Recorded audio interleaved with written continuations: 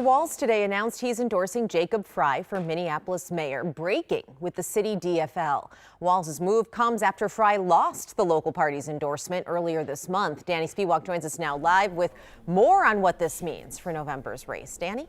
Lauren, this endorsement is notable for Frey, given that Walz is the state's top elected official, of course, and the Democratic Party's most recent vice presidential candidate. But it's also significant because Walz is going against the Minneapolis DFL, which has endorsed State Senator Omar Fateh for Minneapolis mayor.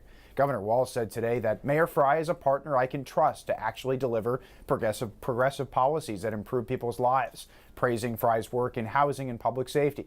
Frey says he's honored by Walz's endorsement and is grateful for his partnership in making Minneapolis a safer and more affordable city for all. Fateh, meanwhile, is endorsed by the city council president, several state legislators, the Twin Cities Democratic Socialists, and now the Minneapolis DFL. Frey is appealing that Minneapolis DFL endorsement to the state party, claiming that the electronic voting system used by delegates was faulty that day. Governor Walz addressed the Minneapolis DFL endorsement process last week at an event with Frey marking the reopening of the Stone Arch Bridge. Some of you might know with my history with endorsements, I don't put a lot of time on them. I'm just going to name that out right now. Party does the party work, the rest of us who are there. And I'll just say we'll take a look at everything on that, and it will work its way out. I would just say that I have had the privilege of working with Mayor Frey for quite a few years here, and this was another example of that.